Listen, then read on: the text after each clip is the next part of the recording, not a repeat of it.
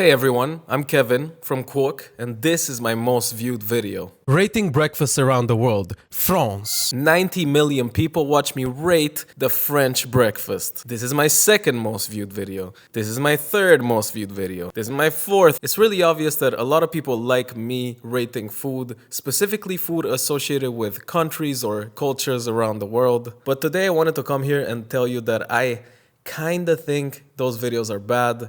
And I kind of want to stop making them. But before all of you unfollow me, this probably doesn't mean what you think it means. Videos about food around the world will continue. I really like making them. I just want to change my approach. When I started making these videos, it was purely for fun. I didn't think much of it on a deeper level. I was just making some food and putting a rating on it from 0 to 10, and people liked it, people were watching it. But in the past year or so, I think I started thinking a little bit more in depth about these videos. Like I asked myself, are these videos good for the world? So first, I feel like I have to say that in my opinion, there's a lot of good and a lot of undeniable fun about trying food around the world. And I still want to keep that in my content. But there's a way more nuanced conversation to be had about the underlying complexities of food. Food has history. It is deeply ingrained in culture. Food is inherently political. Food is tied to identity.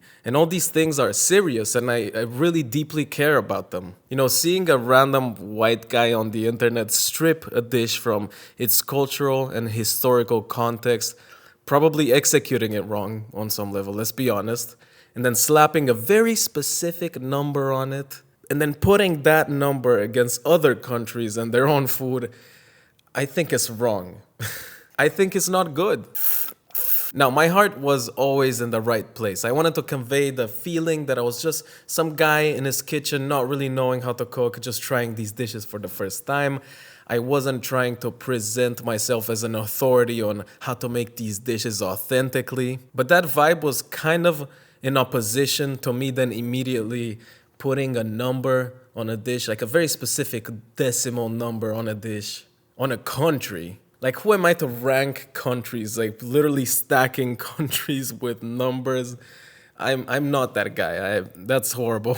Not to mention, I'm essentially just boiling down an entire culture to one dish that I'm making. Like, pancakes are not the only thing Americans eat in the morning. Butter chicken is just a tiny droplet in the vast world of Indian cuisine. And hagelslag, well, that I still think that's kind of ridiculous.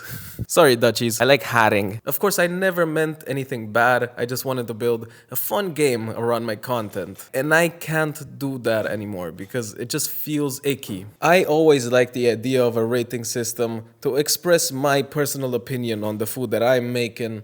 I always thought it was fun. But this number system with the decimals and everything, it just implies a certain objectivity that is definitely not there. It feels like a hard science, and it's very much not a hard science. It's a feeling, it's a vibe, a very personal vibe. So I'm getting rid of the number system.